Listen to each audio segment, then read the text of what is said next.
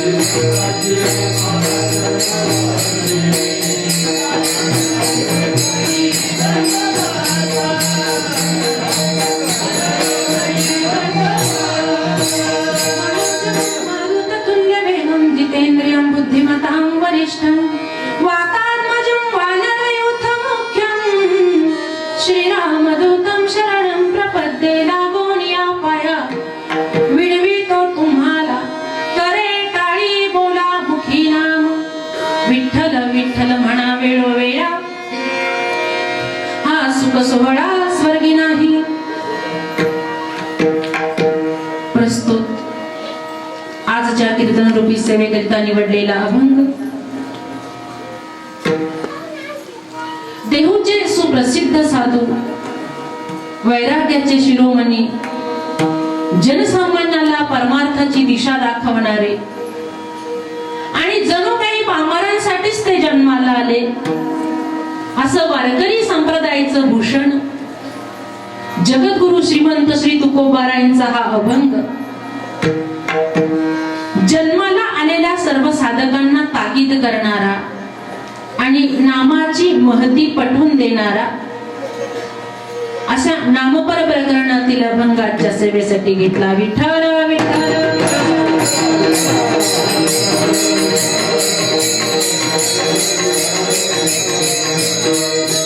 आपल्या चिंचपूर येथे सालाबाद प्रमाणे याही वर्षी चालत आलेला अखंड हरिनाम सप्ताह कार्यक्रमाचे आयोजक आपल्या सर्वांना माहिती आहेच, पण मी माझ्या करवी ही सांगू इच्छिते कारण मला पद्धत फार आवडली गावाची. इथे ग्रामपंचायत ही बिनविरोध होते, इकडे सोसायटी ही बिनविरोध होते. जर राजकारण बिनविरोध होतं तर परमार्थात मग सगळ्यांच्या हिताची गोष्ट आहे. इथे कोण विरोध करेल त्याच्या पद्धत फार आवडली मला. दरवर्षी कुणीतरी एक जण नारळ घेतो आणि सगळा भार त्यांच्या खांदी सोपवला जातो. हे फार चांगलं आहे कारण परमार्थाचे कार्य घडून आणण्यासाठी खर्च हा येतोच कितीही काही म्हटलं तरी, आणि खर्च करण्यासाठी दानच लागते. महाराज श्रीमंत खूप आहेत पण नामस्मरणासाठी दान करणारे बोटावर मोजणे एवढे आहे आणि बाकीचे दान देणाऱ्यांच्या बद्दल निंदा करणारे आहेत. विठ्ठल विठ्ठल. या वर्षीच्या सप्ताहाचे संयोजक आयोजक जे आहेत ते गणेश बोलधणे, श्री संदीप बोलधणे या दोन बांधवांनी पूर्ण भार या वर्षीचा खांद्यावर घेतलेला आहे. त्यांच्या आजोबांनी देखील एकदा सप्ताह केला होता. कार्यकर्त्यांनी सांगितल्याप्रमाणे त्यांच्या वडिलांनीही सप्ताह केला होता आणि आता ही तिसरी वेळ आहे त्यांच्या कुटुंबाकडे सेवा जाण्याची. त्याचबरोबर ज्यांच्या कृपा आशीर्वादाने हा सप्ताह पार पडतो असं आपल्या सगळ्यांच्या परिचित असलेले आणि सगळ्यांच्या माथ्यावर कृपा आशीर्वाद असलेले आशीर्वादाचं छत्र ज्यांनी आपल्या माथ्यावर ठेवलेलं आहे असे सर्वांचे गुरुस्थानी असलेले ब्रह्मलिंग गुरुवर्य गंगानंद गिरीजी महाराज यांच्या कृपाशीर्वादाने आणि ज्यांनी आपल्या गावाला सप्ताहाची प्रेरणा दिली असे सगळ्यांचे वैकुंठवासी हरिभक्त परायण साहेबराव नाना घुले, वामन नाना कदम यांच्या प्रेरणेने हा सप्ताह चालत आला. ज्यांचं मार्गदर्शन लाभलंय ते बाळकृष्ण महाराज मोगल आणि रामेश्वर महाराज पवार, समाज प्रबोधनकार सुरेश महाराज आढाव, जे मिस्टरांचे परम मित्र आहेत. एका संस्थेवर सध्या कार्यरत आहेत ही सगळी मंडळी. काही आता जुनी मित्र ही मिस्टरांची डोळ्यासमोर आली. फार बरं वाटतं, फार वर्षांनी भेट झाली, बरं वाटलं. तसं वारकरी संप्रदाय एवढं व्यापक वृत्तीचं दुसरं कोण आहे? ज्याला निस्वार्थ मनाचं प्रेम उपभोगायचं आहे त्यांनी निसंकोचपणे वारकरी संप्रदायात यावं. लोक येत आहे असं मानायला हरकत नाही, कारण पूर्वी कीर्तन व्हायची 15-20 वर्षापूर्वी तर अगदी म्हातारी मंडळी कीर्तनाला येऊन बसायची आणि अगदीच नौखा कुणी असलं, फार विनोदी असलं तर मग सगळी लोक यायची, नाही का? आज तसं नाही ना काही. काय मी मराठीतच बोलते, तुम्ही काहीतरी उत्तर द्या. असं मान जरी डोलवली तरी मला वाटेल मी तुम्हाला सांगते. असो, ठीक आहे, एवढे असलं तरी बरं झालं. आज पहिलाच दिवस आहे, तुमच्यापर्यंत पोहोचतं की नाही माहिती नाही, मी प्रयत्न करीन तुम्हाला कळेल असं सांगण्याची. आज ही सगळी लहान मुलं कीर्तनात येऊन बसलेली आहेत. वृद्ध मंडळी ही आशीर्वादासाठी उभी आहे. महाराष्ट्रामध्ये प्रसिद्ध असलेली गायक मंडळी इकडे उपस्थित आहेत. पंचक्रोशीतील आणि आपल्या गावातील उत्कृष्ट गायक वादक सगळी मंडळी इकडे उपस्थित आहेत. ही सगळी संत मंडळी सेवेसाठी बसलेली आहे. याच्या अगोदरही महाराजांनी एक कीर्तन मागे वाजवलं होतं. बरं वाटलं मला, म्हणजे असं थोडं माहितीतलं असलं की बरं वाटतं, नाही तर असं वाटतं काय करू आता. समाधिनीच्या साथीला आपल्याच तालुक्यात ज्यांचा जन्म झाला आणि महाराष्ट्रभर ज्यांचं नाव प्रसिद्ध झालं संगीतकार म्हणून, असंख्य कीर्तनकार, गायक, वादक ज्यांनी नावारूपाला आणले कॅसेटच्या क्षेत्रातून, माध्यमातून, असे आपल्या सगळ्यांच्या परिचित असलेले, प्रत्येक कॅसेटवर तुम्ही ज्यांचं नाव बघतात असे श्रीयुत नागेश पिंपळे समाधिनीच्या साथीला संगीतकार इकडे उपस्थित आहे, ज्यांची मी अर्धांगिनी आहे म्हणून तुमच्या समोर बोलू शकते. विठ्ठल विठ्ठल.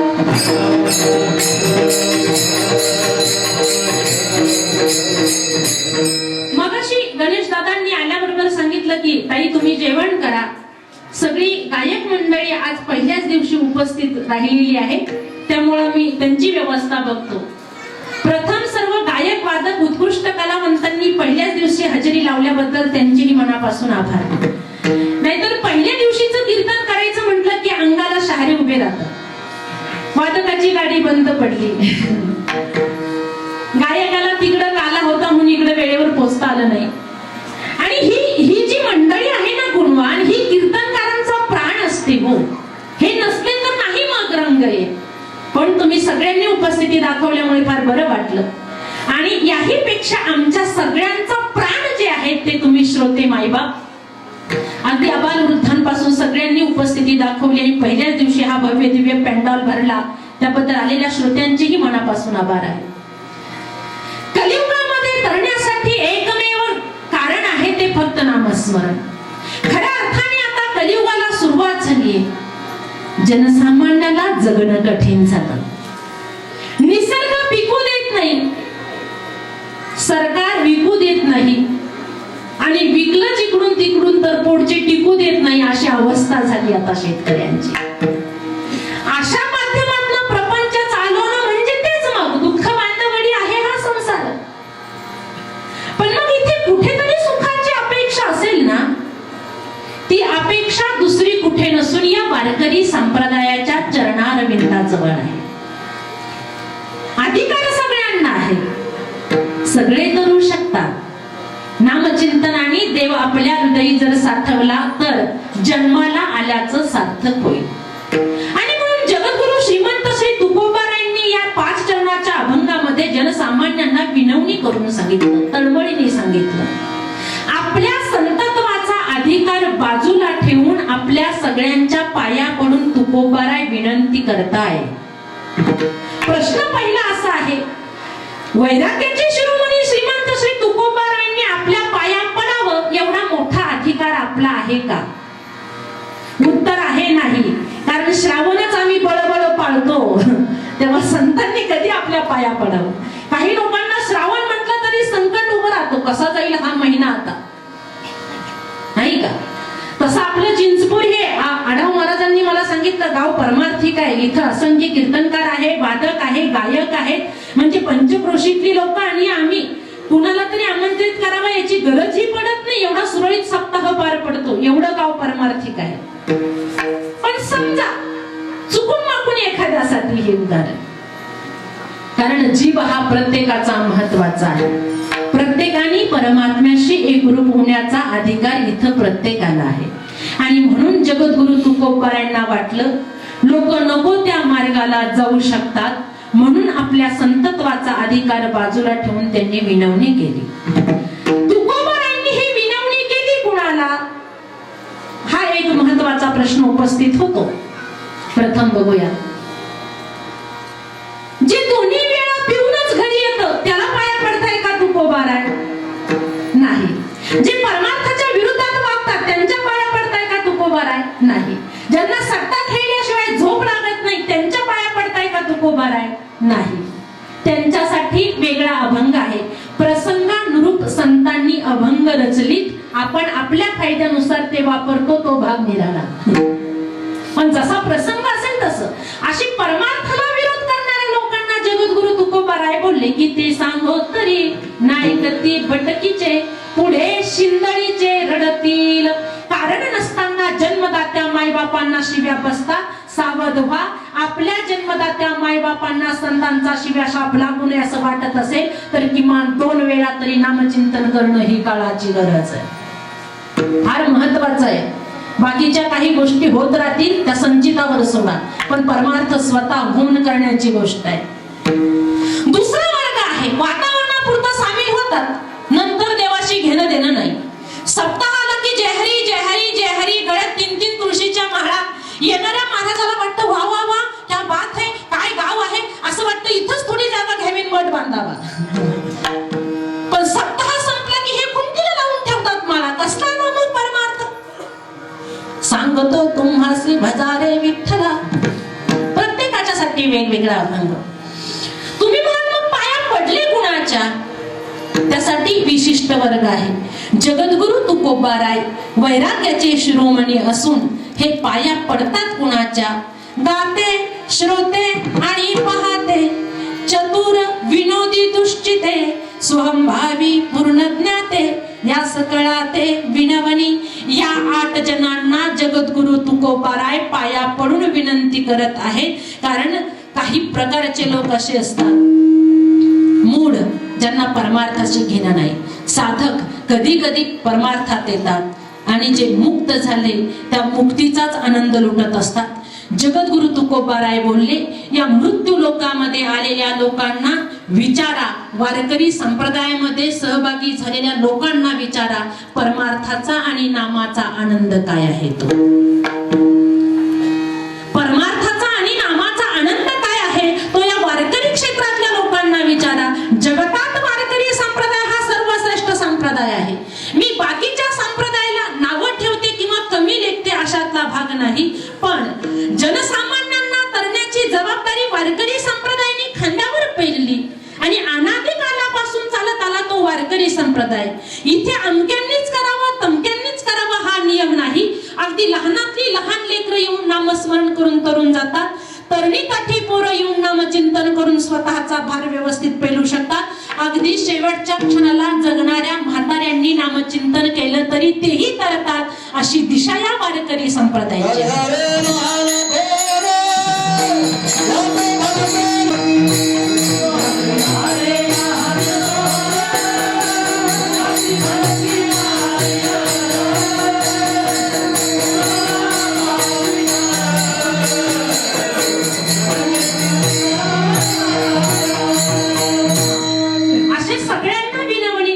जगद्गुरु तुकोबाराय, पण त्या अगोदर या श्रेष्ठ लोकांना, मोठ्या लोकांना तुकोबारायांनी पाया पडून विनंती केली. गाते ते कोण? कीर्तनातील सगळे प्रकार आहे 8चे 8. गायक जे प्रमाण उचलतात, कीर्तनात रंग भरतात. गाते श्रोते ऐकणारे आणि पाहते ऐकणारे घेऊन बसतात. कसा आहे महाराज, विनोद करणारे की नाही? खूप विनोद केले तर मग नंबर 1चा महाराज, आणि नाहीच हसवलं तर कुठून आणलं होतं.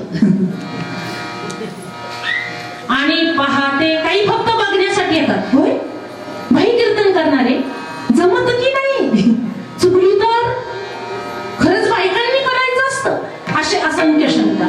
गाते श्रोते आणि पाहते काही चतुर. अभंग कुठला घेतला, सविस्तर विवेचन केलं का? विनोदी, विनोदावर लक्ष ठेवणारे. दुश्चिते, माझा उद्धार होईल की नाही ही शंका घेऊन आलेले. काही मी उद्धार पावेण, काही कृपा करील नारायण, ऐसे तुम्ही सांगा संत जन करा समाधान चित्त माझे. सोहंभावी, भावारूढ झालेले पूर्ण ज्ञाते हे परीक्षक म्हणून हजर असतात. पहिला वर्ग बघूया. कुणाला विनंती केली, गाणारे ते कोण हा सदा मनाचा अर्थ, पण थोडा सूक्ष्म विचार केला तर लक्षात येईल. गाणारे ते कोण? चहुवेदी जाणा साई शास्त्रीकार,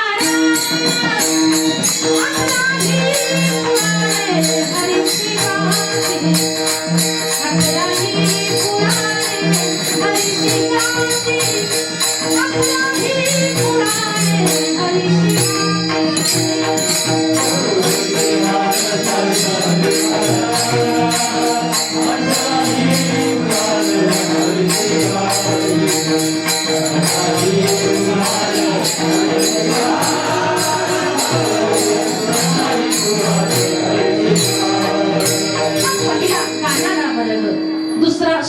परीक्षिती राजा. आणि पाहते शेष सहस्र डोळ्यांनी पांडुरंगाला बघतो. चतुर ब्रह्मदेव ज्यांनी सृष्टी निर्माण केली. विनोदी नारद महर्षी जे ब्रह्मर्षी आहेत. दुष्चिते व्यास बाबा. सुहंभावी शुकाचार्य भावारूढ होणारे. पूर्ण ज्ञाते शुकाचार्यांचे गुरु जनक विदेही महात्मा. या सगळ्यांना विनवणी केली ती अभंगाच्या पहिल्या चरणात.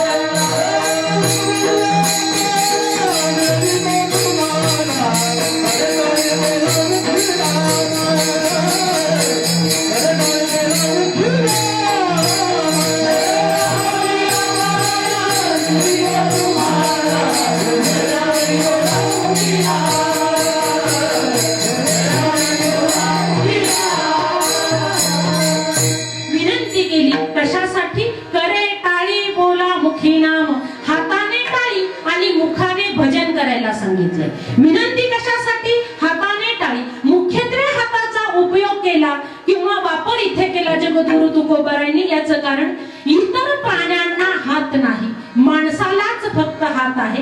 काही विशिष्ट उपाधी आपल्याला पांडुरंगाने जास्त दिलेल्या आहेत, त्याचा योग्य तो फायदा करून घेता आला पाहिजे. माणूसच विचाराची देवाणघेवाण करू शकतो, म्हणून सगळ्यांनी संघटित येणं, आपापले विचार एकमेकांना देणं ही काळाची गरज आहे. पण अलीकडे इंटरनेटचं युग निघालं, व्हॉट्सअप फेसबुकचा काळ आला. अगदी ग्रामीण भागात हे लोण पसरलं. 50-50 वर्षाच्या बायकांच्या गप्पा ऐकल्या तरी त्याही असंच बोलतात आता नेटच्या भाषेत, व्हॉट्सअपवर पाठवून दे काय जे पाठवायचं असेल ते. म्हणजे आता इतक्या बायकाही पुढे गेल्या. शेतात काम करणारी बाई ही अतिशोक्ती वाटेल, पटकन पिशवीतनं मोबाईल काढते, व्हॉट्सअपवर बघते काय आलं काय नाही आलंय ते. एवढी प्रगती झाली. त्याच्यामुळे लोक एकत्र येण्याऐवजी आपापल्या घरातूनच, देशाची स्थिती गंभीर आहे, काय होईल सांगता येत नाही, सगळ्यांनी एकत्र आलं पाहिजे, त्याच्याशिवाय प्रगती होणार नाही. फेसबुकवर मित्र केले 5,000, 10,000, 50,000. म्हणजे फेसबुकवर 50,000 मित्र, पण प्रत्यक्षात ओळखत नाही पुत्र, अशी अवस्था झाली आता. म्हणून पोरांना एकच सांगायचं, देशाची परिस्थिती तुमच्या हातात आहे. देश पुन्हा संकटात सापडत चालला आहे. एवढ्या सुविधा उपलब्ध असताना देखील, एवढी कडक सुरक्षा असताना देखील कुठून तरी आतंकवादी घुसतात आणि देशावर हमला करतात. बघता बघता पाश्चात्य संस्कृतीने आमच्या संस्कृतीवर घाला घातला आणि परक्या देशांनी आमच्यावर आक्रमण केलं. देशाला सुसज्ज ठेवण्यासाठी आपल्या प्रत्येकाची जबाबदारी आहे. ती सगळ्यांनी एकत्र येऊन देश सांभाळावा. देश सांभाळण्यासाठी शुद्धांतकरणाची माणसं असावी बरं, आणि अंतकरण शुद्ध होण्यासाठी नामाची गरज आहे. उठसूट कुणीही व्यापक दृष्टीने जीवन जगू शकत नाही. संतांच्या संगतीचं मार्गदर्शन त्यांना पाहिजे, तेव्हा प्रवृत्ती व्यापक होईल. नाहीतर मैं हूं भला मेरा भला, माझं ठीक चाललंय ना, जगाला आग लागली तरी चालेल, ही परिस्थिती आहे. दुसऱ्याच्या दुःखामध्ये रडणारे फार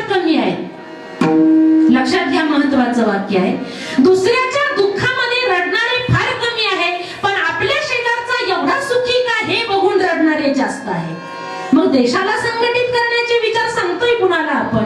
आपल्या स्वतःचा सख्खा भाऊ आपल्यापेक्षा श्रीमंत झालेला आपल्या मनाला मान्य नाही, देश एकत्र करण्याच्या गोष्टी बोलतोय आपण. कशाने होईल? हे सगळं ज्ञान दिलं माझ्या संत मायबापांनी. आज जर या वारकरी संप्रदायाचं तत्वज्ञान नसतं तर लोक कुठं कुठं बातम्या ऐकायला मिळतात तुम्हाला, त्या रोजच्या प्रत्येक गावात घडल्या असत्या. ज्या विधवर शेतीसाठी एका आईच्या कुशीतनं जन्माला आलेली पोरं आपल्या स्वतःच्या भावावर कुऱ्हाडीने वार करतात, याला म्हणायचं विवेक शून्यता. आधी संसार सुखाचा करता आला पाहिजे तरच परमार्थ होतो. मला पोकळ वैराग्य सांगायचं नाही. कुणी नाही रे कुणाचे, शेवटी एकले जायचे, मग 50,000चे बंडल कुणासाठी रे न्यायचे. जिवंत राहायचं तोपर्यंत सुख समाधी जीवन जगता आलं तरच आपल्याला बाकीच्या गोष्टी करता येईल ना. फक्त वैराग्य वैराग्य तुकोबांना शोभलं ते आपण फक्त चर्चा करायची, ऐकायचं, तसं वागण्याचा प्रयत्न करायचा. पण मी याच्या उलट सांगेन, जगा, शिका, सुशिक्षित व्हा, श्रीमंत व्हा. का माझ्या शेतकरी बांधवांच्या घरातल्याच लोकांना दांडीचे लुगडे नेसण्याची वेळ येते? का माझे शेतकरी बांधवच निसर्ग कुठला तेव्हा आत्महत्या करतात? यांनाच खत पाणी बी बियाणं भरताना पैशाची कमी पडते. कारण काय याचं? यांच्यासाठी का कुणी धावून येत नाही? यांच्या मदतीला का कुठली संस्था पुढे येत नाही? याचं कारण आहे आमच्या दानशूरपणावर इतरांनी फक्त घालाच घातला. जो तो येईल तो फक्त आमचं रक्त पिऊन मोठा होतोय, आम्ही ते निमूटपणे बघतोय. माझ्या शेतकरी बांधवांना कळकळीची विनंती करते, चुकूनही कर्जांनी व्यापले असाल तर आत्महत्या करू नका. हा त्याला पर्याय नाही. तुम्ही जगाचे पोशिंदे आहात. तुम्ही जेवढं पुण्याचं काम केलं ते भल्या भल्यांना जमलं नाही. तुम्ही इतरांचं पोट भरता, तुम्हाला मरण्याचा अधिकार नाही. म्हणून आपली लेकरं चांगल्या शाळेत शिकवा. बरेच व्हॉट्सअपवर मागे क्लिप आली होती, इंग्लिश माध्यमांमध्ये पोरांना का शिकवावं? जगात जी भाषा चालते ती पोरांना येऊ देत की? का विरोधात जाता तुम्ही त्याच्या? ग्रामीण भागातल्या कमी पैशावाल्या लोकांनी साधं शिक्षण पोरांना द्यावं आणि किती काळ त्यांनी गरिबी खाली खितपत पडायचं? ही लहान लहान लेकरं टॅलेंटेड आहे. तुमच्या माहितीसाठी सांगते, तुमच्या या चिंचपुरात आल्याबरोबर ह्या 10-12 पोरींनी माझ्या या चिमुकलीला चक्कर टाकला होता आणि फार आनंदाने प्रश्न विचारत होत्या. माझं सगळं लक्ष त्या माऊल्यांशी बोलताना त्यांच्याकडे होतं. तुझं नाव काय? तुझी आई कीर्तन करते का? तुझे पप्पा पण आलाय का? म्हणजे किती उत्सुकता त्या पोरींना. पोरी बुद्धी नाही, पिढी बिघडली नाही. शिकवायचं काय हे आपल्याला कळलं पाहिजे. पण मम्मीचाच मोबाईल झिंगाटवर नाचायला लागला तर पोरांनी काय करायचं? पोरं टॅलेंटेड आहे. एक महिला कीर्तनकार गावात येते आणि ती चिमुकल्या पोरीला घेऊन आली.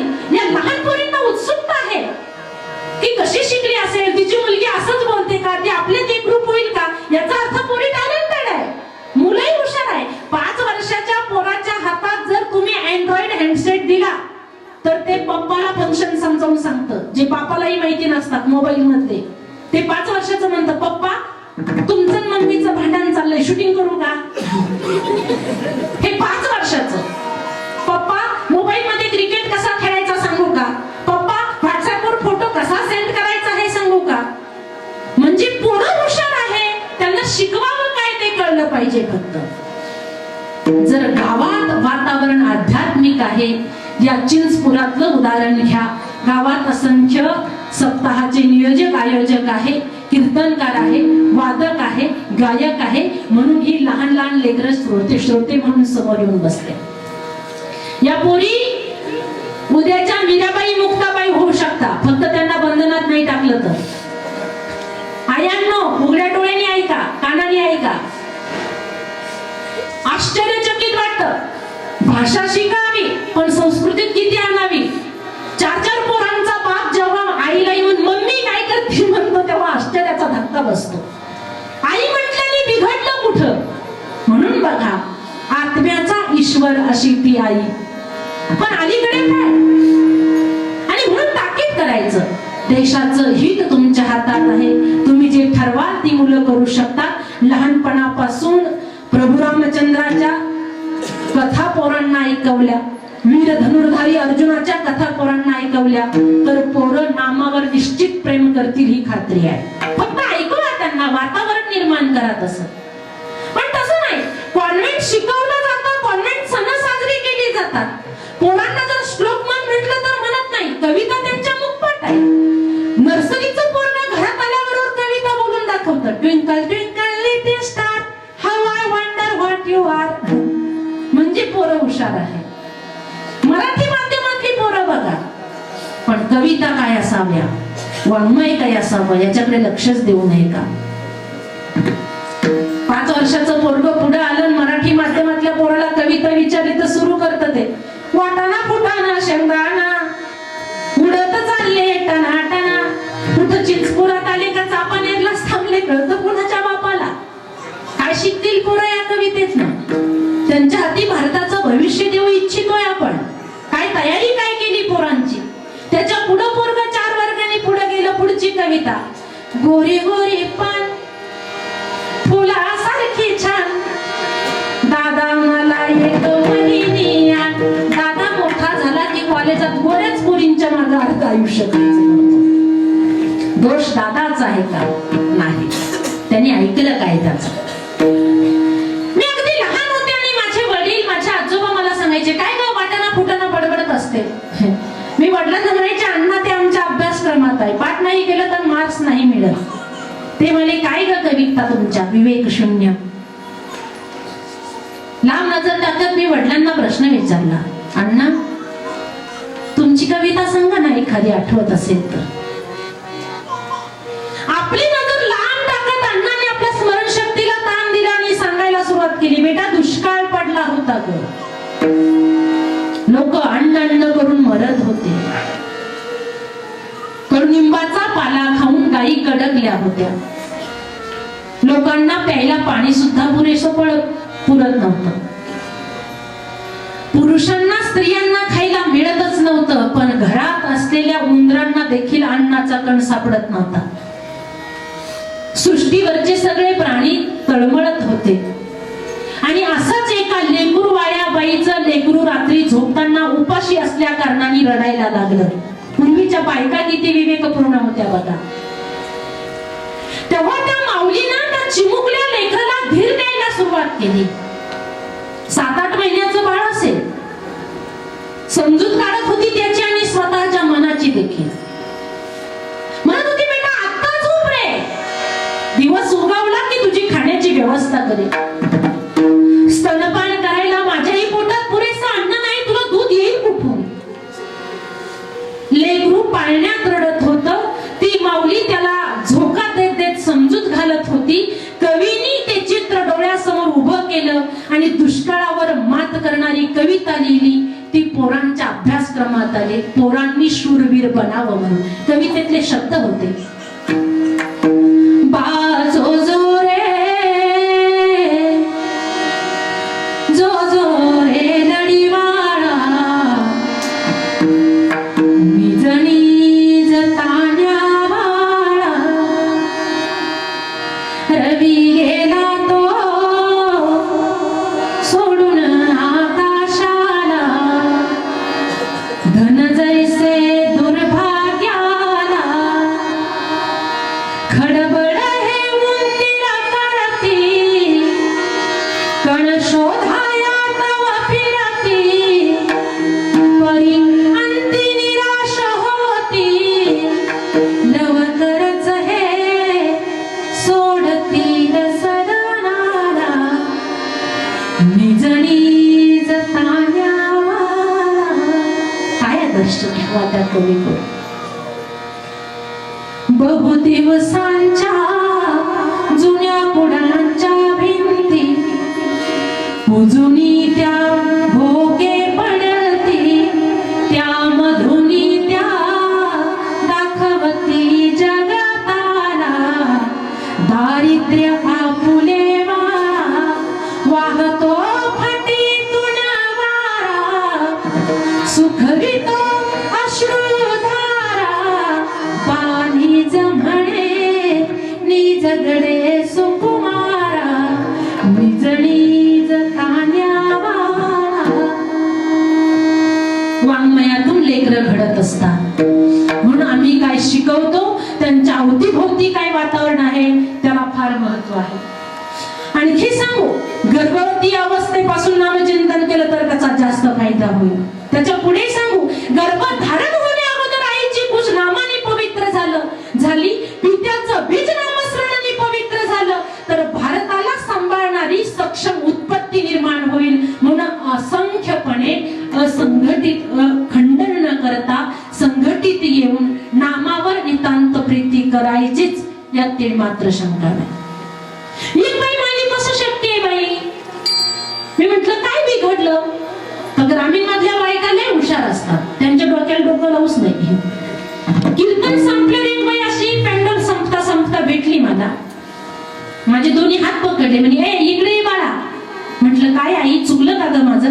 तुझं कशाचं चुकतं? एवढी लभालाभा बोललीस म्हणे, एवढं सोपं आहे का नामचिंतन करणं? म्हटलं काय अवघड आहे त्यात? म्हणून तुझं बरं आहे, तू कीर्तनकार आहे, ह्या गावाच्या त्या गावाला बोंबलत फिरते विठ्ठल विठ्ठल करत. आमच्या सारख्या शेतकऱ्यांच्या बायकांना शक्य आहे का? म्हटलं काय बिघडलं?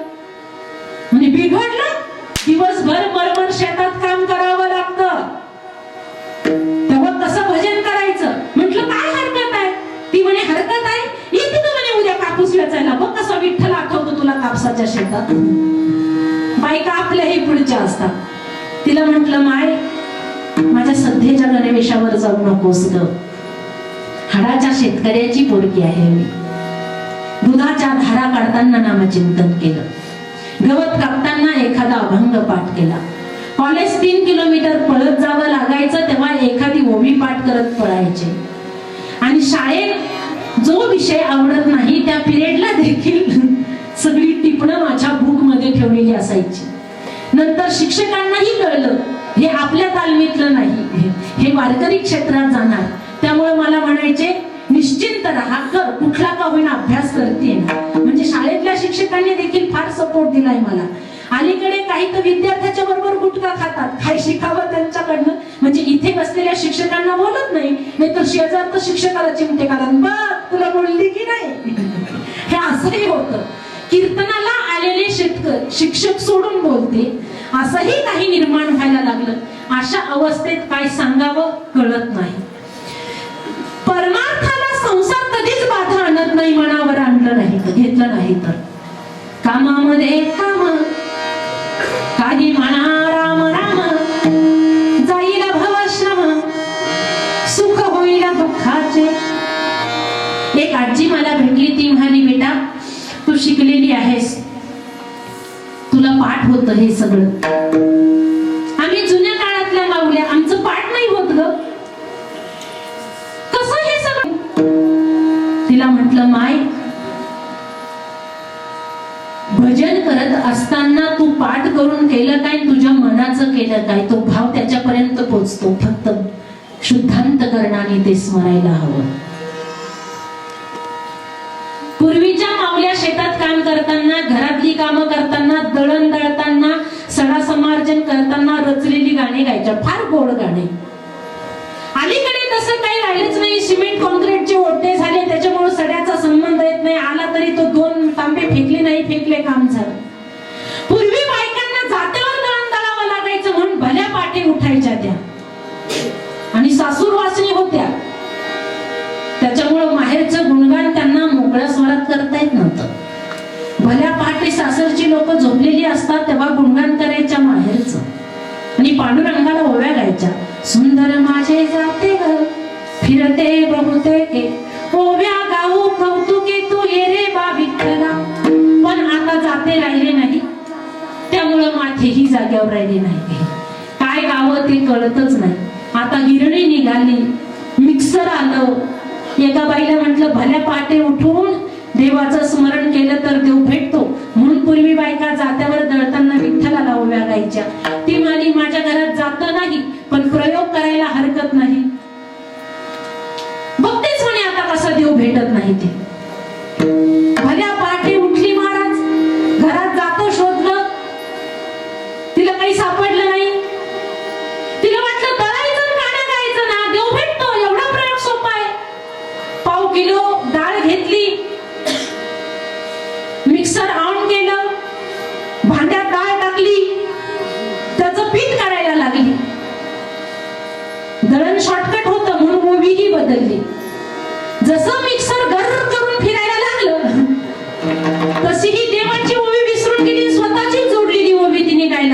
केली. ओवीतले शब्द होते, रुसल म्हातार बसल दारात, आली भूताची वारात, म्हातार घुसलंय घरात.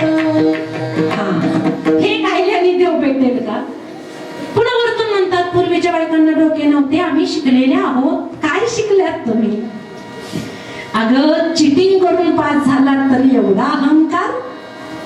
कोण म्हणतो पूर्वी स्त्रिया शिकल्या नव्हत्या? ऋषी मुनींच्या समवेत शास्त्रवादासाठी माऊल्या बैठक मारून बसायच्या. हा भारताचा इतिहास या गोष्टींना ग्वाही देतो. आता बायका कीर्तन भजन प्रवचन करतात, ह्यात नवल नाही.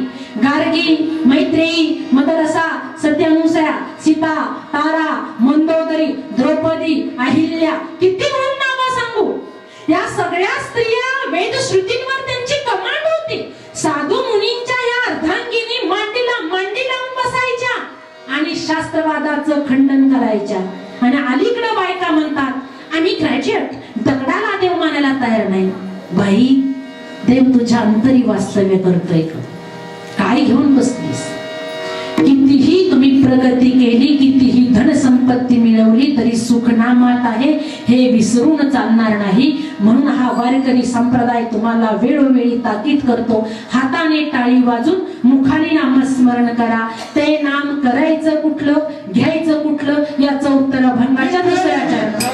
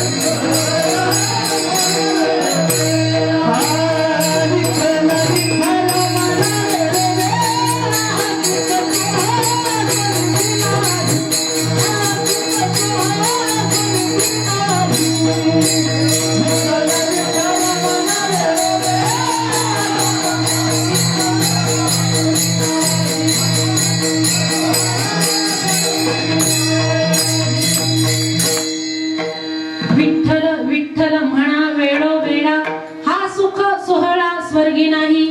जमलेल्या श्रोत्यांनी जगद्गुरु श्रीमंत श्री तुकोबारायांना प्रश्न विचारला. हाताने टाळी वाजवून मुखाने नाम घ्यायचं, पण ते कुठलं? त्याचं उत्तर जगद्गुरु तुकोबाराय देतात, विठ्ठल विठ्ठल म्हणा वेळोवेळा. विठ्ठल या शब्दाची निरुक्ती केली आदरार्थी आग्रहाने. दोन विविध वेगळे अर्थ असले तर शब्दाची निरुक्ती केली जाते. इथे केली ती आदराने. विठ्ठल हे आपल्या सगळ्यांचं कुळदैवत, महाराष्ट्राचं आराध्य दैवत हा विठ्ठल आहे.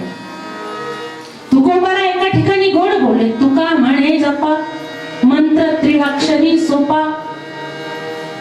सगळ्या मंत्रांमध्ये कमी अक्षराचा मंत्र विठ्ठल आणि त्याही पेक्षा कमी अक्षराचा मंत्र आहे राम.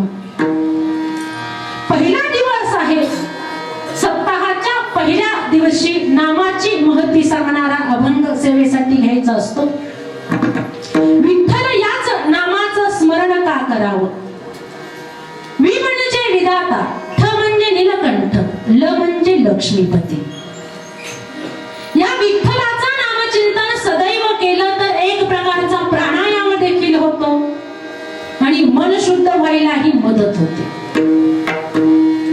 पुण्यनगरीमध्ये काही आयुर्वेदिक डॉक्टरांची टीम आहे, ज्या टीम मध्ये जवळपास 25-30 मान्यवर डॉक्टर विदेश दौरे करणारे काम करतात.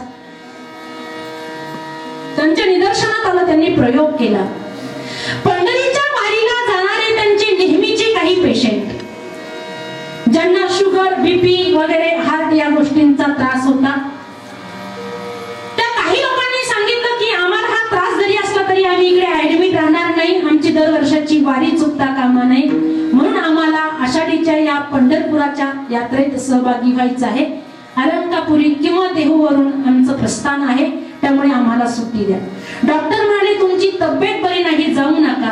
काही पेशंट्सनी हट्ट धरला आणि ते वारीत सहभागी झाले.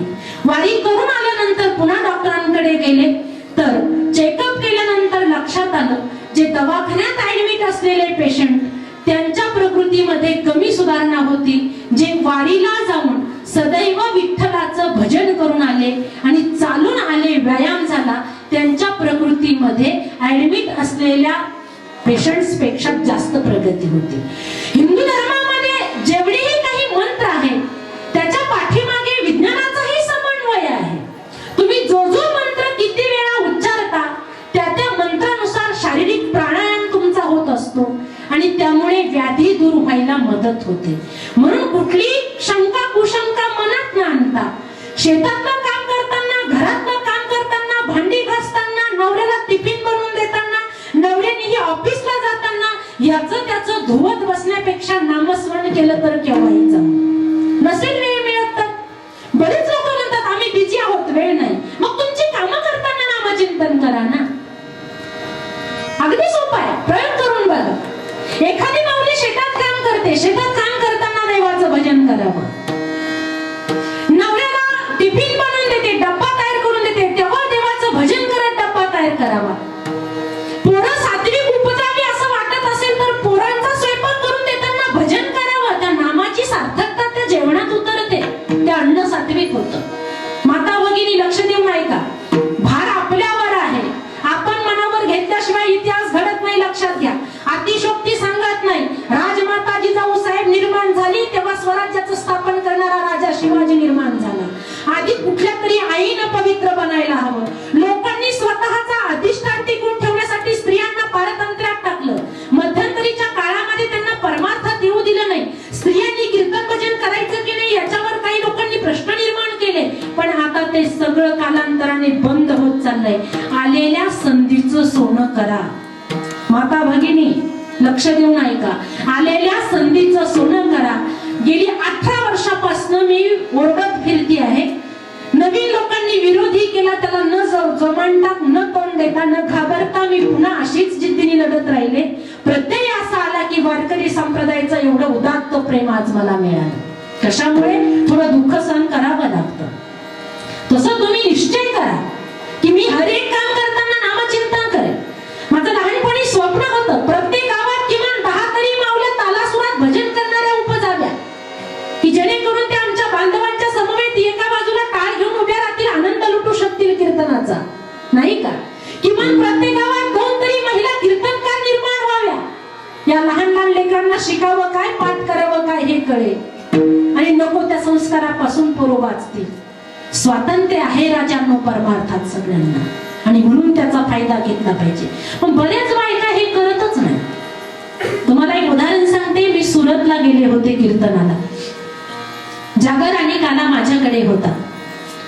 जागराचं कीर्तन संपवून मला तिथे मुक्कामाला थांबावं लागलं, कारण दुसऱ्या दिवशीचा काला उरकायचा होता.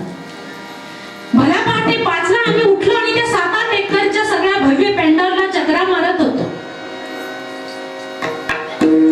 सकाळचा व्यायाम म्हणून.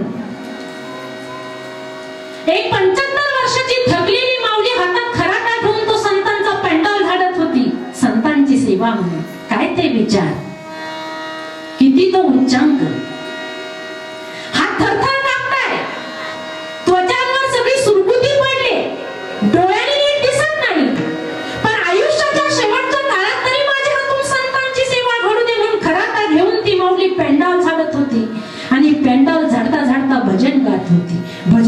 शब्द वेदश्रुतींना गवसणी घालतील असे होते.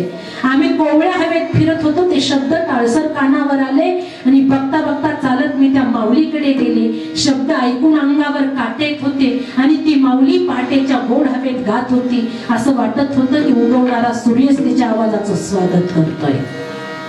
की राम नाम हे सुखदाई, भजन कर भाई, ये जीवन दो दिन का. ये काया है कागज की पुड़िया, आग लगे तो जल जाई. भजन कर भाई, ये जीवन दो दिन का. ये काया है मिट्टी का डेरा, पानी लगे तो पिघल जाई. भजन कर भाई, ये जीवन दो दिन का. वेदश्रुतींचा विचारच जणू तिच्या भजनामध्ये मांडला होता. म्हणून मी धावत गेले, त्या माऊलीला आलिंगन दिलं आणि विचारलं, माय तुझी गुरु कोण ग? कमी नजर झालेली लुकलुक त्या डोळ्यानं म्हातारीने मला निहाळायला सुरुवात केली. हातातला खराटा खाली टाकून दिला आणि प्रश्न विचारला, बाळा रात्रीची बोलणारी तेच का ग तू? म्हटलं हो माय. काही चूक झाली का बोलण्याच्या ओघात? म्हातारी म्हणते नाही ग, असं वाटतं मरावन तुझ्या पोटी जन्म घ्यावा. मी म्हटलं आई तुला सांगू, तुझं हे मगाशी ऐकलेलं भजन ऐकून मला असं वाटतंय मी मरावन तुझ्या पोटी जन्म घ्यावा. कोण तुझे गुरु? त्या माऊलीने गोड उत्तर दिलं, कसले गुरु आणि कसले काय बेटा, आमच्या काळात स्त्रियांनी बाहेर निघण्याची सुद्धा पर्वा नव्हती. चूल आणि मूल म्हणून आयुष्य गेलं. स्वयंपाकाच्या खोलीत डोक्यावरचा पदर खाली नाही पडला पाहिजे एवढंच आम्हाला शिकवलं होतं. पोरांना जन्म द्यायचा, येणाऱ्या सगळ्या घरातल्यांना रांधून खाऊ घालायचं, हेच आमचं काम. म्हटलं मग शिकली कुठं? फार मार्मिक बोलली माऊली. गावात येणाऱ्या साधूंचे वचन ऐकत गेले, सत्यावर नितांत प्रीती केली, संतांची वचन अंमलात आणण्याचा प्रयत्न केला. जगण्याने सगळं शिकवलंय ग मला हे. मग तर तिला साष्टांग दंडवतच घातला मीच रचलाय बेटा, आवडलं तुला? म्हटलं खूप आवडलं माय, म्हणून तर मी पुन्हा पुन्हा तुला वंदन करते. पण हे उदाहरण होतं सुरतच्या बाईचं. दुसऱ्या दिवशी काल्याचं कीर्तन झालं, गुजरातची बाउंड्री पार केली, महाराष्ट्रामध्ये पदार्पण झालं.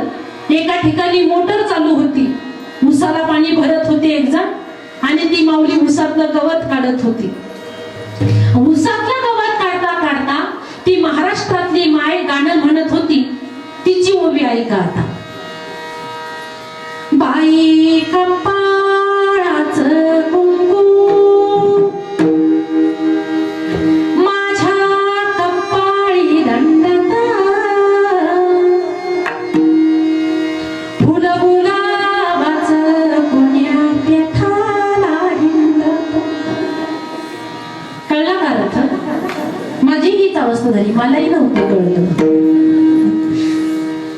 जसा अर्थ कळला नाही तर मी तिच्याकडे गेले आणि प्रश्न विचारला, काकू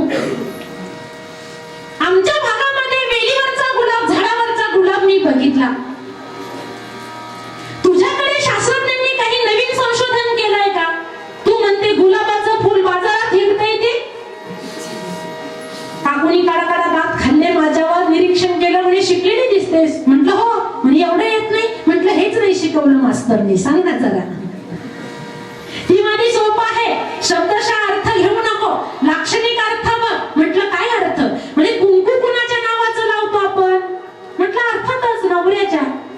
म्हणे मग माझ्या नवऱ्याला उभी गायली, बंट्याच्या पप्पाला म्हटलंय म्हणे मी, फुल गुलाबाचं कोण्या पेठाला हिंडतो. म्हटलं असं करतो काय तुझा बंट्याचा पप्पा? हा, अलीकडे तर सगळ्या बायका नवऱ्याला शिव्या देतात, पण तू गुलाबाच्या फुलाची उपमा नवऱ्याला दिलीस. असं करतो काय तुझा नवरा? ते आणि काय करायचं, चापानेर मध्ये पडला असेल दारू पिऊन, मग हे गुलाबाचं फुल किती कमी काळ आयुष्य जगलं ती इतरांना सुगंध दे. आम्ही जगतोय ते फक्त इतरांना ठेचा देत, अपेक्षा करतोय सुखाची. कसं सुख वाटायला येईल त्यासाठी अंतःकरण व्यापक करावं लागेल ना. म्हणून पूर्वीच्या मावल्या अगदी शेतात घरात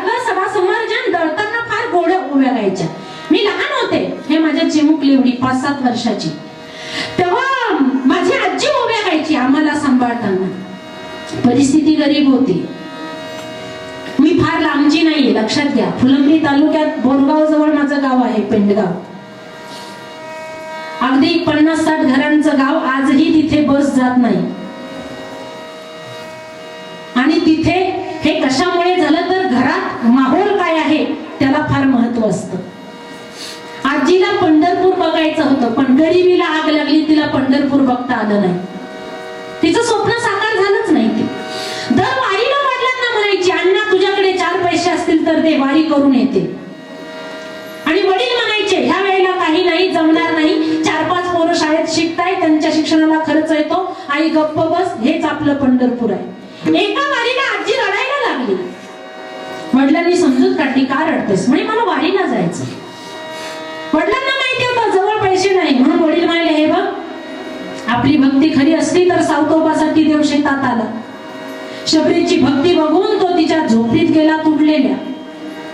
आजीने चमकून प्रश्न विचारला, माझ्यासाठी येईल का मग आपल्या घरात? वडील निरुत्तर झाले. हो म्हणावं आणि नाही आला तर? आणि नाही म्हणावं तर आजीचं रडणं थांबत नाही. द्विधा मनस्थितीत वडिलांनी 2-4 चक्रा मारल्या आणि त्यांना सुचलं तसं पटकन उडाले. म्हणाले, आई हे बघ, जरी देव प्रत्यक्ष आपल्या घरात आला नाही तरी तो आपली भक्ती खाली जाऊ देणार नाही. तू जर इथं नामचिंतन केलं, जरी देव आला नाही तरी तो किमान काहीतरी प्रसाद आपल्याला देईल. आपल्या घरात एखादा वारकरी संप्रदायाचा पाईक निर्माण होईल ग, तू कर भक्ती. पांडुरंगानं त्या शब्दाला तथास्तु म्हटलं असावं. म्हणून या संगीताचा काही अधिकार नसताना अख्ख्या महाराष्ट्राने नाही तर भारतात जिथे महाराष्ट्रीयन आहे तिथे सर्वांनी कौतुकाने डोक्यावर घेतलं. आणखी काय पाहिजे? काय पाहिजे आणखी? जिथं रक्ताचं नातं प्रेम देऊ शकत नाही तिथं हे परमार्थाचं नातं भरभरून देत. आजीने ठरवलं, जर माझ्या घरात एखादा वारकरी संप्रदायाचा पाईक निर्माण व्हायचा असेल तर मी देवाचं भजन करेन. तिला गाठ्यातलं येत नव्हतं, पण जी घरातलं काम करताना फार गोड ओव्या गायची. आपलं मनोगत ती जात्याला सांगत. पंढरपुराला मला एकदा जाऊ द्या, जणाईच्या जात्यावर मला दळून पाहू द्या. मी लहान असताना प्रश्न विचारला, जणाईच्याच जात्यावर का दळायचं, आपल्या घरात जात नाही का? ती म्हणाली, बाळा, जणाईच्या जात्याला विश्वनिर्मात्याचा हात लागलेला आहे. त्या जात्याला आपला स्पर्श झाला की आपल्या माथ्यात प्रकाश पडतो, तेवढ्यासाठी जणाईचा. एकापेक्षा एक ओव्या. त्याग पंढरीची वाट काळी कशानी झाली, देवा विठ्ठलानं गाली अविराची नेली. पंढरपुराला गल्ली गल्लीला कसार, माता रुक्मिणी हुशार देती चुड्याला ही सार. असं सगळ्यांनाच गाता येत नाही बरं. एकटीचीच मैत्रीण होती श्रीमंताच्या घरातली, दरवर्षी वारीला जायची, पण डोक्यात काय देव आला नाही. म्हणजे वारीला जायची ना अख्ख्या गावात. वारीला जाऊन आले, 15 झाल्या, 14 झाल्या, सामान्य समजू नको, कट्टर वारकरी आहे. मग आपण म्हणायचं, कशी झाली वारी? काय विचारते, डोक्याला तापलंय, हातपाय दुखले, म्हणजे वारीच्या आनंदाशी घेणं देणं नाही. बरेचसे लोक पंढरपुरामध्ये गर्दी किती आहे हेच बघायला जातात. आणि त्या माध्यमातली ती बाई घरी आली, तप केले तीर्थाटन, पण केली अहंता जतन. तर तीर्थयात्रा करणं ही चांगली गोष्ट आहे, पण त्याविषयी अभिमान धरला तर सगळंच मातीत मिळतं ना. तसा तिला अहंकार होता आणि मनात देव नव्हता, फक्त दाखवण्यासाठी परमार्थ. वारीवरून आली की 2-4 महिन्यांनी कापूस फुटायचा शेतात, आणि कापूस वेचायला लागली की कापूस वेचता वेचता गाणं म्हणायची. आजीची शेजारी पंढरपूरला जाणारी, गाण्याचे शब्द होते, मळ्याच्या मळ्या मंदी कापसाला आले बोंड, शेजारी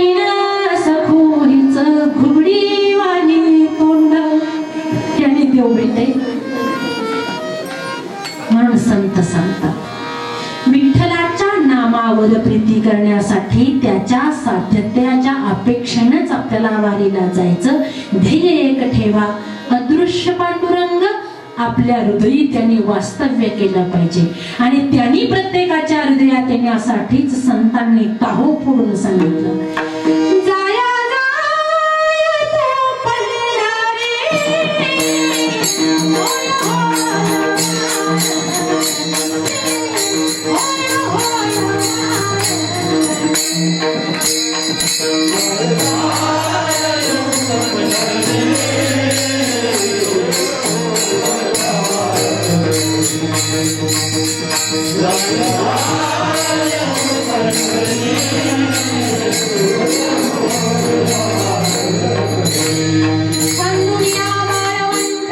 काय इच्छिसी वैकुंठ.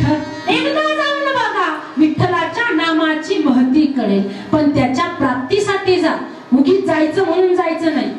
एक पंढरपूरच्या वारीला गेलं, घरी आलं, गावातल्या सगळ्यांना सांगत होतो काय खरंय ते महाराजांनी सांगावं, आपण ऐकावं. वारीला जातो, केवढे हाल होतात, किती ती गर्दी, चंद्रभागेत किती घाण, पाणी स्वच्छ नाही, प्यायला खायला कच्च्या पोळ्या. म्हटलं एवढं का वाईट वाईट बोलताय. म्हणजे निर्गुण निराकार ब्रह्मस्वरूप बघण्यासाठी तो गेला नाही, तर तो बघायला गेला यात्रा. आणि अशी यात्रा बघायला जाणाऱ्यांची फटफजिती झाल्याशिवाय राहणार नाही. नेमकं चंद्रभागेत स्नानाला जात, कधीतरी आलेलं असतं.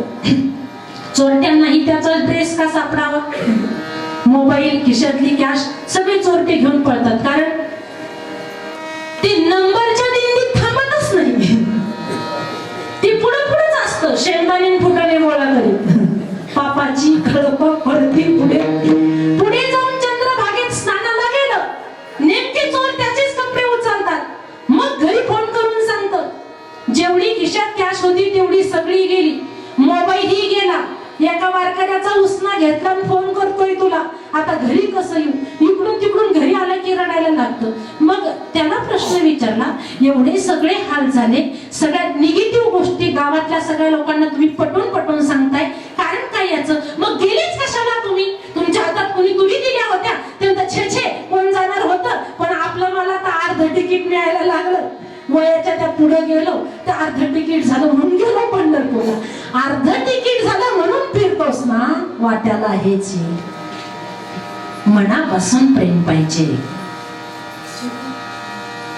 काय कशासाठी नामचिंतन करतोय ते ध्येयही कळायला हवं ना. राम राम तो सब कोई कहे, राम राम तो सब कोई कहे, दशरथ ना कहे कोई. एक बार दशरथ कहे, कोटी यज्ञ हो जाए. दशरथ म्हणजे रामाचा पिता नव्हे, दशरथ म्हणजे 10 इंद्रियांना आपल्या ताब्यात ठेवणारा, 5 कर्मी इंद्रिय. या इंद्रियांना ताब्यात ठेवून देव हृदयी साठवता येतो, हे संतांचं म्हणणं आहे. ते इंद्रिय ताब्यात ठेवण्यासाठी त्याला अगोदर काय करावं लागेल तर संत बोलले, काम करते चलो, ध्यान धरते चलो, हर समय कृष्ण का नाम जपते चलो,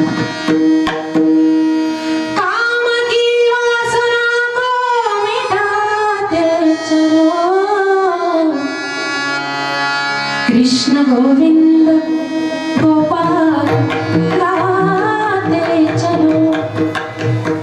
दशेंद्रिय अंतर्मुख करायची, म्हणजेच 5 कर्मेंद्रिय, 5 ज्ञानेंद्रिय यांना अंतर्मुख करायचं, बहिर्मुख भटकू न देता.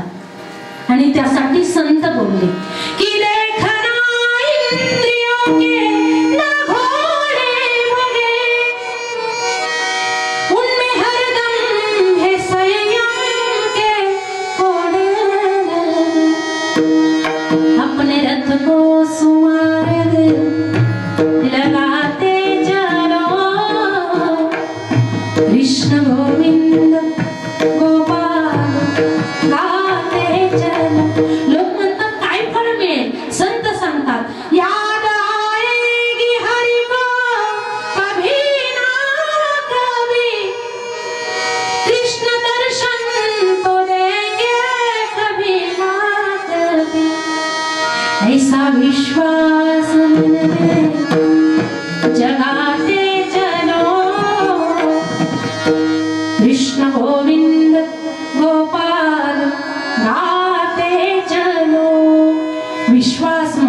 महत्वाचा आहे विश्वास. तो देवावर संतांच्या वचनावर पाहिजे. हल्ली माणसं माणसांवर ठेवायला तयार नाही. भावाचा सख्या भावावर विश्वास नाही, आई वडिलांचा पोरावर नाही, पोरांचा आई वडिलावर नाही, बहिणीचा भावावर नाही, मित्रांचा मित्रावर नाही, राजाचा प्रजेवर नाही, प्रजेचा राजावर नाही, सगळीकडे अविश्वास. आणि म्हणून ते गाणं फेमस झालं, सोनू तो मायावर भरोसा नाही का. आणि पोरांच्याही तोंडात तेच, रिंगटोन ही तेच. अरे ह्या कोवळ्या निरापराध लेकरांना बघून असं वाटतं यांच्या प्रत्येकामध्ये धनुर्धारी वीर अर्जुन दडलेला आहे. स्वराज्य स्थापन करणारा राजा शिवछत्रपती यांच्यात दडलेला आहे. तुम्हाला उदाहरण म्हणून सांगते, गेल्या 18-19 वर्षापासून मी या वारकरी क्षेत्रात कार्यरत आहे. मलाही कळत नव्हतं कीर्तन म्हणजे काय. तेव्हापासून मी कीर्तन करते, परकर पोलक्यात असताना पासून. माझे बाबा म्हणायचे, बोल तू छान बोलतेस वडील, आणि मी बोलायची. लोक दाद द्यायचे आणि फार आनंद वाटायचा. त्याच्यामुळे ही संगीता घडली. तसंच तुम्ही सगळं काही करू शकता, आपापल्या क्षेत्रात निपुण व्हा. आणि हे सगळं करत असताना अध्यात्मावर नितांत प्रीती करा. गडगंज श्रीमंत आहे, दिमतीला 200 लोक आहे, साहेब साहेब म्हणून सगळे साष्टांग दंडवत करतात. सोन्या नाण्याने घर भरलेलं आहे, पैसा भरपूर आहे, गावाचा अख्खा खर्च करेल एवढी क्षमता आहे. पण नामावर प्रीती नसेल तर काय जाळायचं हे सगळं वैभव. ज्याच्यासाठी निर्माण झालो त्याच्यावर नितांत प्रीती करणे म्हणजेच भक्ती आहे. त्या भक्तीसाठी लोकांनी जगद्गुरु तुकोबारायांना पुढचा प्रश्न विचारला, फक्त विठ्ठलाचं भजन करायचं का? जगद्गुरु तुकोबाराय बोलले, फक्त विठ्ठल नाही, विठ्ठल हे एक निर्गुण निराकार स्वरूप आहे. पण याचीच ही जी सगळी स्वरूप आहे जी भारतभर प्रसिद्ध आहे, त्यापैकी काही नावं अभंगाच्या 3ऱ्या चरणात.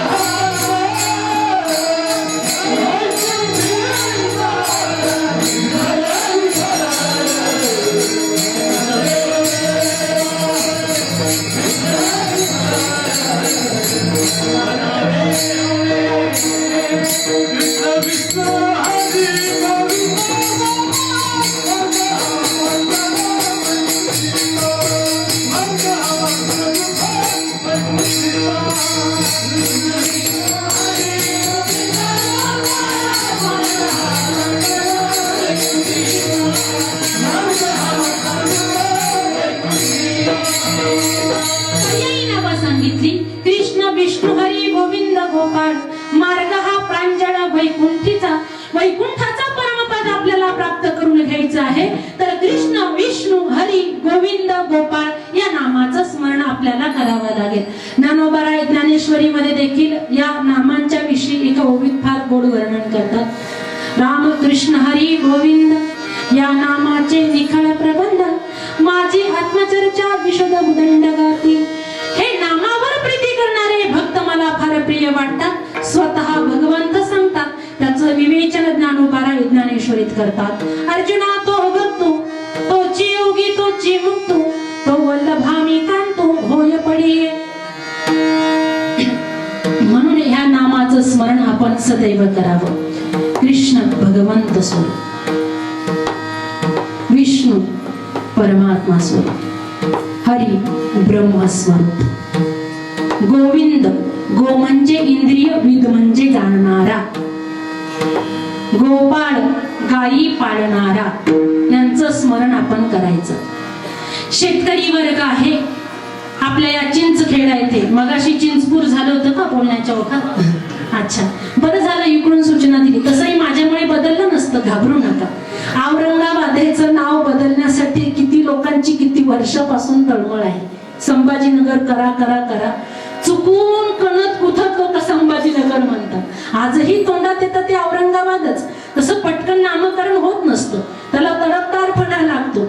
मला चिंचखेडा म्हणायला हवं होतं, ते चिंचपूर झालं. पण यांनी सुचवलं म्हणून बरं झालं, नाहीतर काय बरीचशी खेड्यांची किंवा शहरांची नावं बदलली पंती मोगलांच्या काळात. औरंगाबाद या शहराचं पूर्वी नाव होतं खडकी. बादशहाचा कालावधी आला आणि त्यांनी खडकी नाव बदलून त्याचं नाव केलं औरंगाबाद. दिल्लीचं पूर्वीचं नाव होतं इंद्रप्रस्थ. किती गोड, काय वाईट होतं त्यात. बादशहाची राजवट आल्याबरोबर इंद्रप्रस्थ हे नाव मिटलं गेलं आणि त्याला नाव दिलं दिल्ली. अशी जेवढीही बाद वगैरे अशी बरीचशी नावं आहेत, ती सगळी बादशहाच्या काळामध्ये या हिंदू राष्ट्रामध्ये बदलली गेली. मला भेद करायचा नाही, माणसं ती इथून तिथून एकच असतात. म्हणजे चांगलं असतं ते जपायला हवं. जर राजा शिवाजी छत्रपती जन्माला आला नसता तर आज आपल्याला कथा कीर्तन सुद्धा करता आली नसती. लक्षात घ्या, हिंदूंची देवळं पाडली जात होती, कळस खाली घेतले जात होते, स्त्रिया बेइज्जत होत होत्या, महाराष्ट्र वैभवाने फुलून निघाला होता. महाराष्ट्रातल्या माता भगिनी नदीवर धुणं धुवायला गेल्या तर त्यांच्या हातातलं सोनं हळकुंडा प्रमाणे विरघळायचं, झिजायचं आणि पाण्यावर सोन्याचा पिवळा तवंग यायचा. एवढा वैभवशाली महाराष्ट्र पूर्वी होता. आताच सोडा, आता तर 5 तोळ्याचं गंठन केलं तरी मटकत फिरते. ह्यांनी केलंय, कसं आवडलं का तुला? बघ ना, नवीन आहे, लेटेस्ट डिझाईन आहे, तुझंही ते जुनं मोडून टाक. बनवा, कमवा, मिळवा, श्रीमंत व्हा. आणि ह्या ज्या 10-12 बायका दिसताय ना मला नथावाल्या, माझी इच्छा आहे की सगळ्यांच्या नाकात नथा ठेवा. तुम्ही म्हणाल का बरं? शेवट गोड करण्यासाठी अंगावर सोनं पाहिजे, नाहीतर हे आपल्या स्पोर्टचे एवढे हिपलिश आहेत ना, धन संपत्ती आपल्याकडे असली तरच नीट सांभाळतील. नाहीतर आई बापाचा फुटबॉल करतात, तू सांभाळतो का मी सांभाळू? नाही, तू सांभाळायचं 6 महिने, मी सांभाळतो 1 वर्ष. काय वाटाघाटी चालली रे राजा. एक राजा शिव छत्रपती 16 वर्षाचा युवक आईचं एक एक शब्द फुलाप्रमाणे झेलायचा. आणि ज्या आईने प्रसूतीच्या यातना सहन केल्या, तिला सांभाळण्यासाठी 3-3 दिवस गावातल्या पंचायती समोर चर्चा चालते की सांभाळायची कोणी. त्या आईला वाटत असेल हे शब्द कानावर पडल्याबरोबर मरावं, जगायची इच्छा नाही मला. यांना मी सांभाळलंय, लहानाचं मोठं यांना केलंय, गर्भात यातना यांच्या मी सहन केल्या, प्रसूतीच्या मरणोत्तर यातना मी सहन केल्या, पण कधी गाढा केलं नाही. वेळ प्रसंगी स्वतःच्या पोटाला चिमटे काढले, पण याचं पोट भरवलं. हा एवढा कृतज्ञ निघाला. ज्या आईचं स्तनपान केलं त्या आईला सांभाळावं कोणी, याच्यावर 3-3 दिवस पंचायत चालावी. आणि शिवाजी महाराजांची नाव आपण गाड्यांवर टाकतोय. छत्रपती की जय, राजे शिवाजी पुन्हा जन्माला आया, छावा मराठा, मर्द मराठा. फक्त नावापुरतं का? अंमलात येऊ देत की काहीतरी. शिवरायांना वाटत असेल माझ्या मराठ्यांसाठी लढलो, झिजलो, वेळ प्रसंगी प्राण वाचवला, वेळ प्रसंगी कित्येकांची प्राणापेक्षा प्रिय असलेल्या मावळ्यांची आहुती दिली. हा नंगनाच बघण्यासाठीच का? ही तरुणी ताठी सुंदर 18, 21, 25, 27, 30, 35, 40 वर्षाची पोरं एकत्र येऊन भारताचा भार सांभाळायला पाहिजे. यांच्यावर जबाबदारी काही वेगळीच आहे. अलीकडे कोणत्या मित्राचा बर्थडे आणि कुठल्या हॉटेलात साजरा करायचा ह्याच्यावर 2-2 दिवस मीटिंग, आणि भारताचा भार यांच्याकडे. चाललं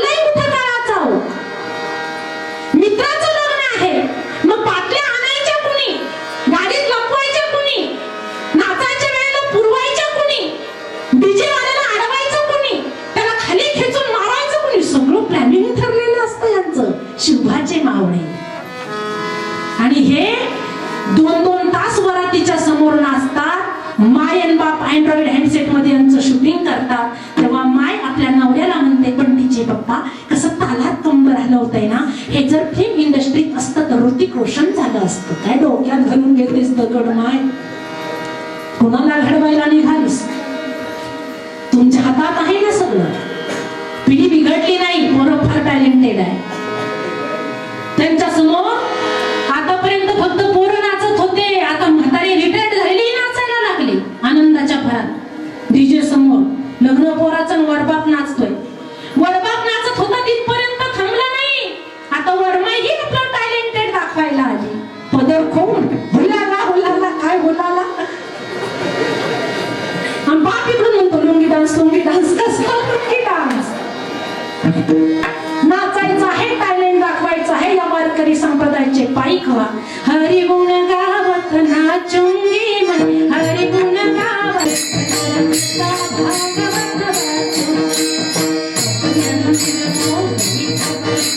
गीता भागवत वाचूं. हरी गुण गावत नाचुंगी, हरी गुण गावत, हरी गुण गावत नाचुंगी, हरी गुण गावत नाचुंगी, हरी गुण गावत नाचुंगी, हरी गुण गावत नाचुंगी, हरी गुण गावत नाचुंगी. हे विचारायचं आहे.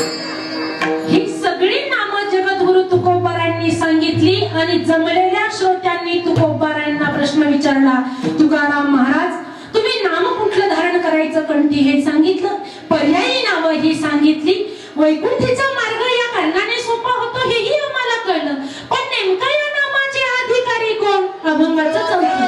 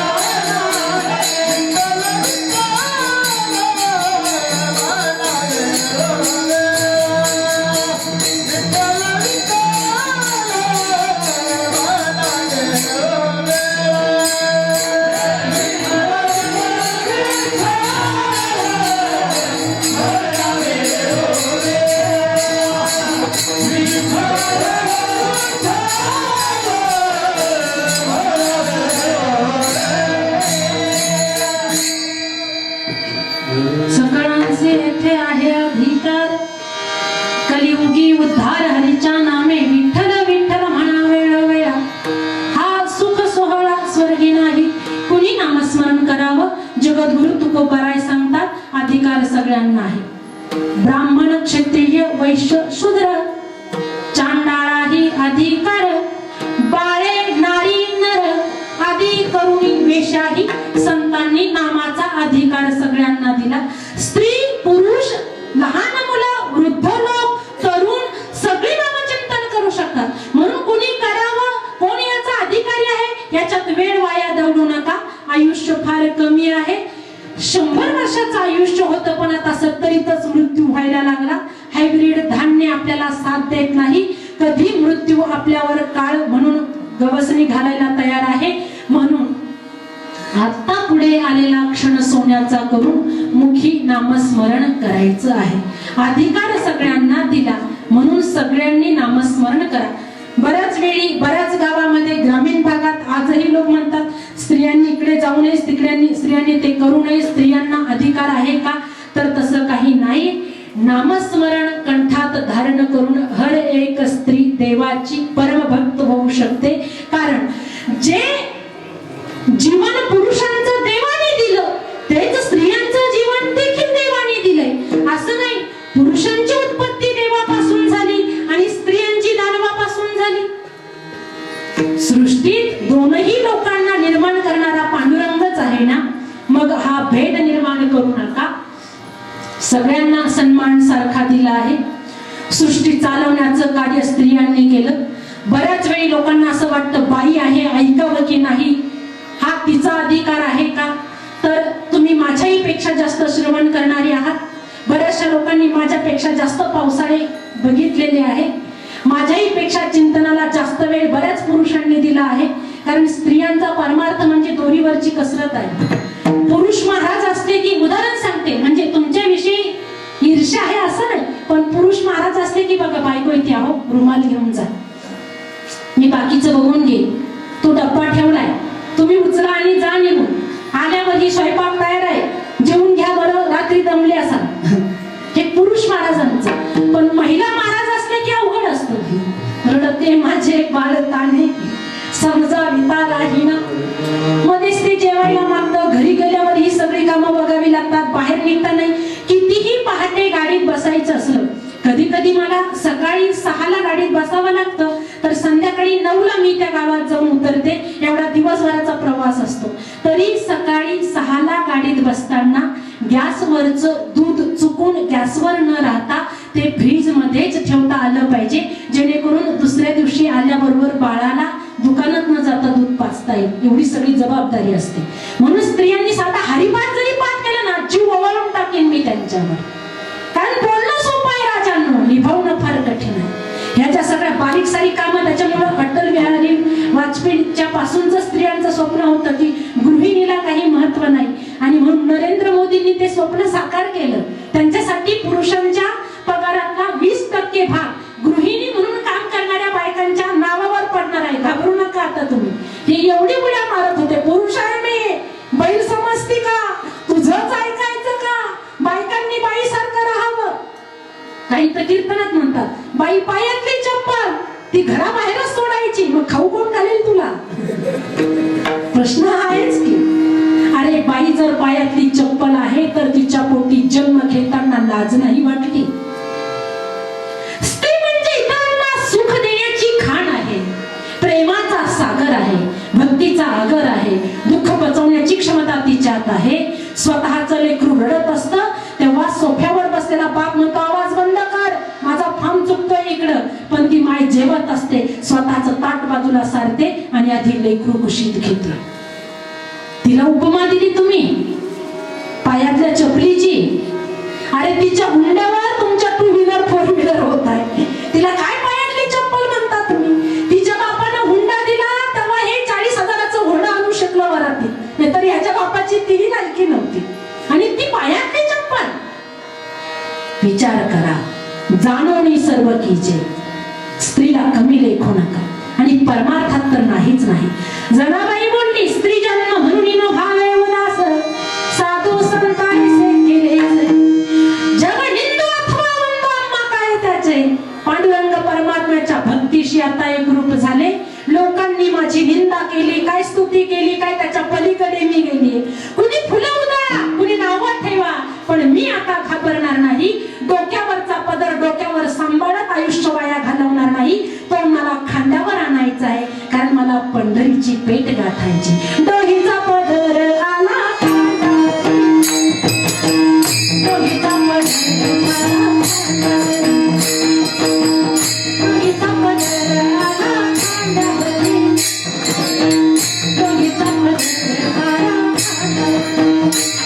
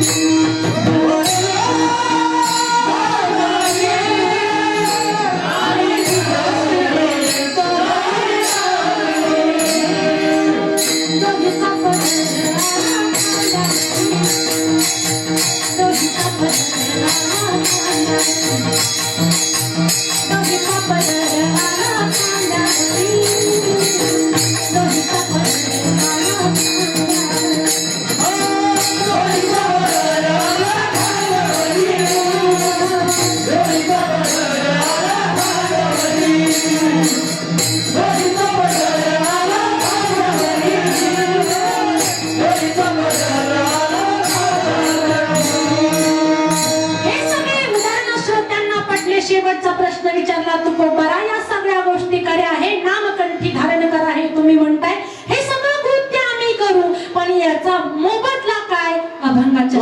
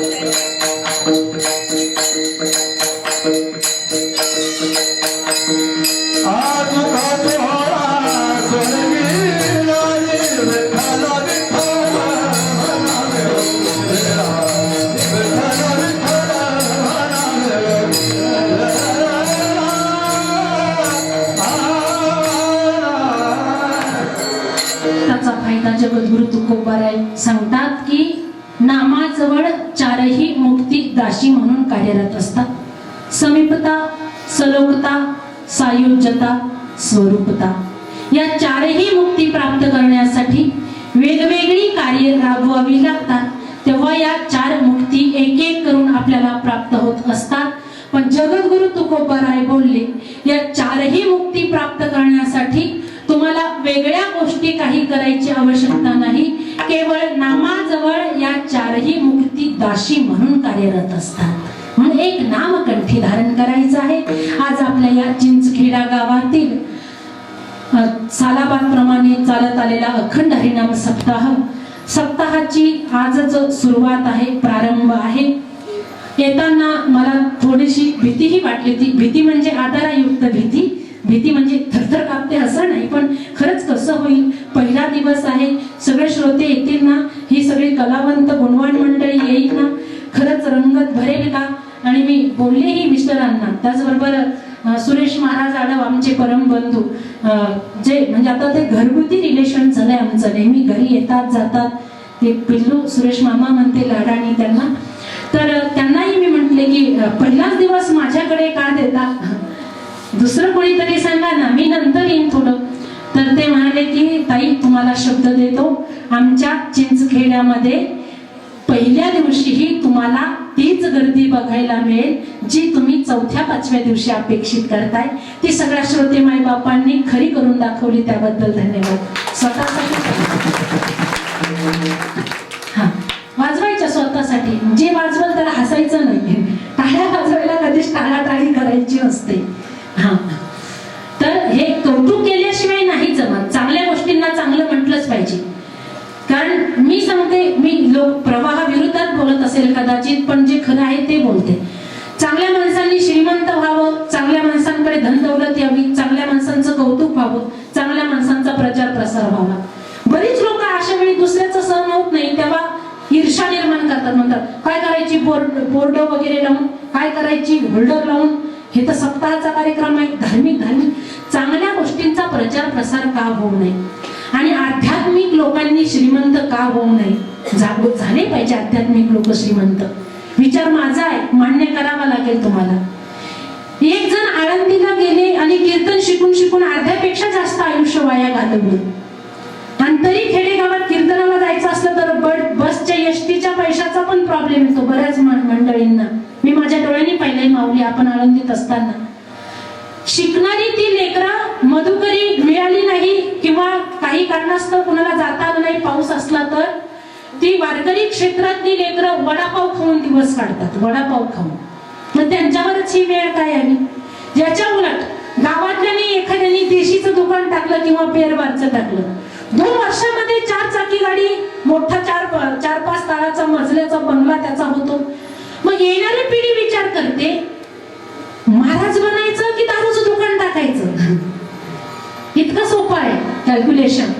त्याच्यामुळे चांगल्या लोकांचं कौतुक करा, चांगल्या लोकांना श्रीमंत करा, जेणेकरून आपल्याच पुढची म्हातारपणी आपल्याला लाता घालणार नाही. कारण माणसं कुठल्याही क्षेत्रातले असू दे, किमान महाराज तरी आई वडिलांना 75% तरी सांभाळतातच सांभाळतात.